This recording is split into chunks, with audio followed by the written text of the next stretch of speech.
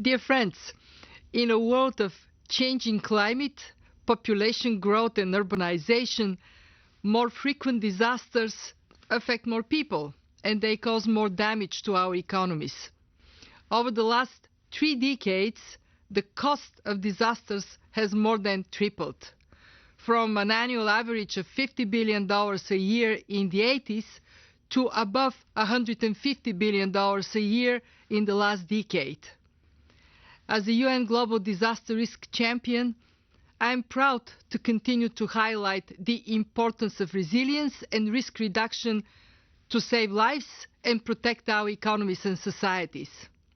And this also fits with my new role in the European Commission, where I'm focused on ensuring that taxpayers' money is used in the best possible way to serve our citizens and our economies.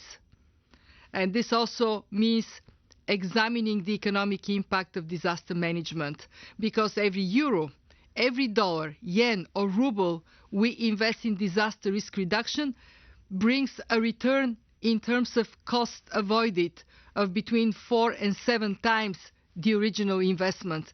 And of course, the most valuable of all, saving lives. With growing disaster risks, this return on investment is also set to grow. It acts as a strong driver of innovation, growth, job creation. And yet, globally, only 4% spending for natural disasters today goes to prevention and preparedness, with 96% spent on response. This needs to change. The Sendai Framework for Action adopted this March in Japan is a significant milestone in international cooperation for building resilience to disasters and very important first step in building a strong post-2015 agenda. Combined with the recently adopted Sustainable Development Goals and the upcoming Agreement on Climate Change, we now have a framework that offers a unique opportunity to change our approach to dealing with risks in a very complex and fragile world. We in the EU are actively pursuing injecting disaster risk reduction in our policies at home and abroad.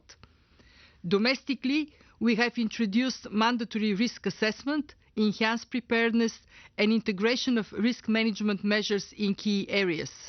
That includes climate change adaptation, transport and energy, research and innovation, as well as in the use of our structural and cohesion funds. In development and humanitarian aid, we have made support for resilience a top priority in our work in all countries most vulnerable to natural disasters. There is simply no way to win the war against extreme poverty without building more resilient communities, more resilient countries. When disaster hits, it is always the most vulnerable people that are hit the hardest. And at the same time, in majority of cases, the local communities are also the first responders.